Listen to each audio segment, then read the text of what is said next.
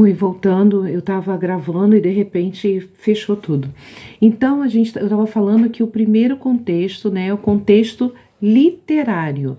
Mas o que que é um contexto literário? É aquilo que está relacionado no texto. Nós temos o contexto literário imediato, que é todos os versículos que vêm antes e depois do texto lido, ou aquilo que foi falado, os capítulos anteriores e posteriores do texto lido.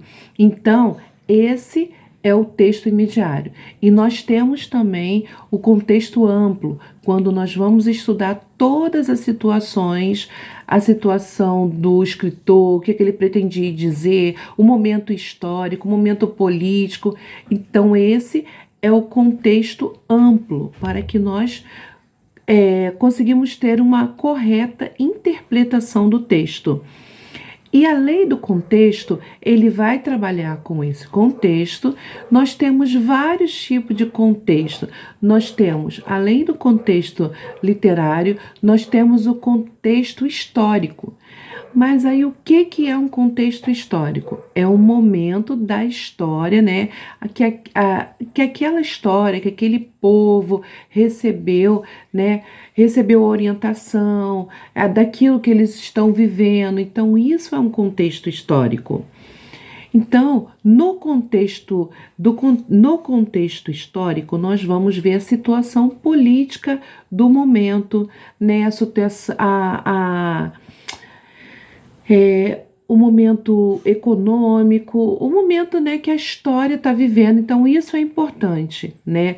Nós vemos Paulo na carta aos Coríntios, no capítulo 11, ele recomendando à igreja de Coríntios a mandar uma oferta aos irmãos que estavam em Jerusalém.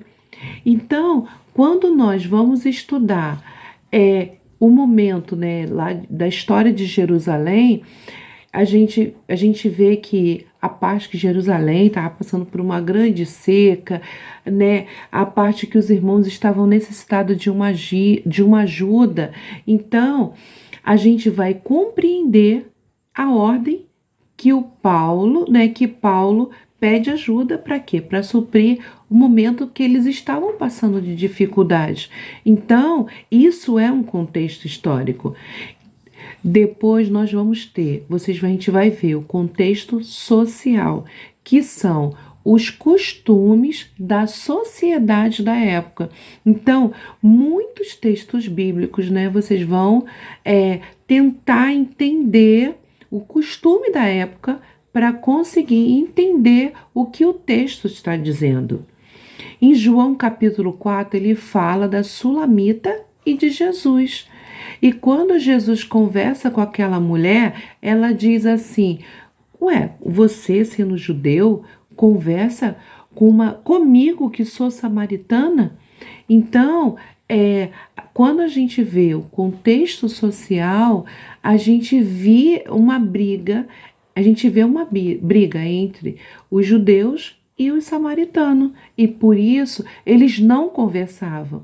Então a gente consegue entender isso pelo contexto social da época.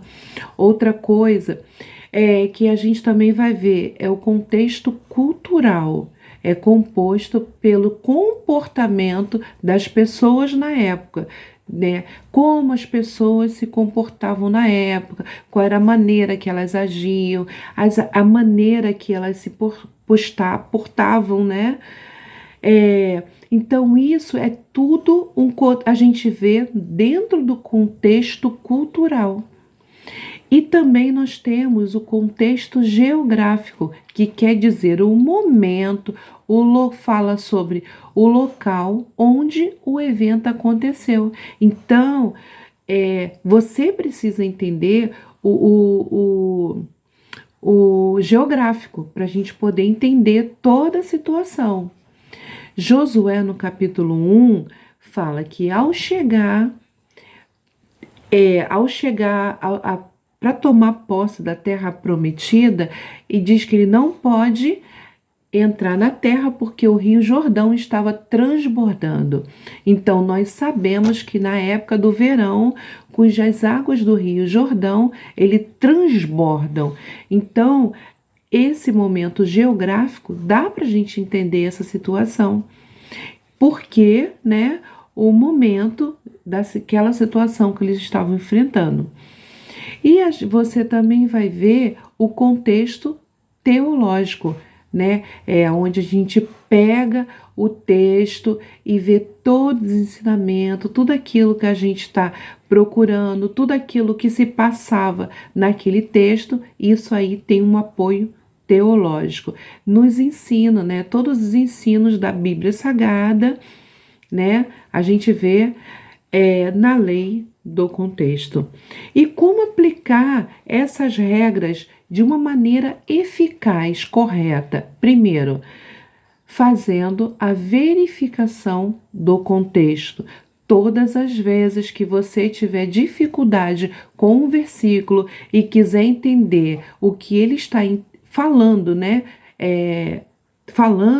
Verifique o contexto. É tudo aquilo que vem antes e aquilo que vem depois, e os textos antes e depois, para que você possa entender. Você também pode usar os textos paralelos. Então, quando você for fazer essa interpretação, você pode pegar os textos paralelos. Sheila, o que é um texto paralelo? É aquele texto que trata do mesmo assunto. Pode estar dentro do livro estudado ou fora do livro estudado, em outros livros da Bíblia. Isso vai ajudar você também a entender a regra do contexto.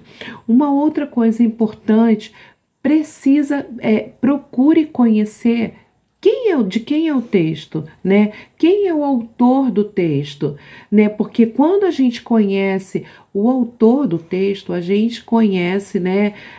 A gente entende por que aquela pessoa falou daquela maneira. E por fim, a interpretação em que o texto foi escrito. Então, todas as vezes que você pegar um texto bíblico, você vai aprender mais lá na frente, né?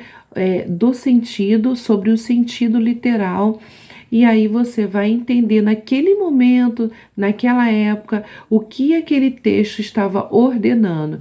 E aí você vai fazer a aplicação do texto, você vai trazer aquilo que está sendo ensinado naquele texto, você vai conseguir trazer para a época atual, para que nós possamos aplicar, né, esse texto. Então, essa é a regra do contexto, né?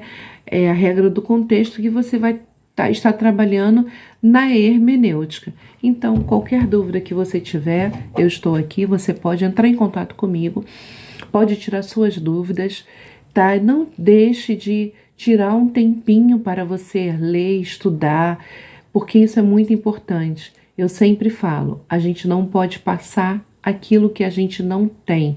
Então, se a gente não pode passar nenhum ensinamento se a gente não aprendeu. Então, reserve um tempo.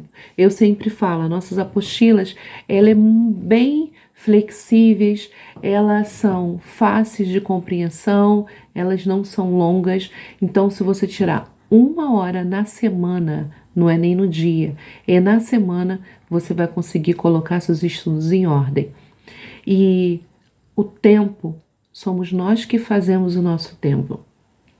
Somos nós que colocamos as prioridades na nossa vida. A gente tem que colocar do mesmo jeito que já é normal, já é automático a gente levantar, escovar os nossos dentes, tomar café, tem que ser o automático a palavra de Deus na nossa vida. Deus abençoe e um abraço. Fique na paz.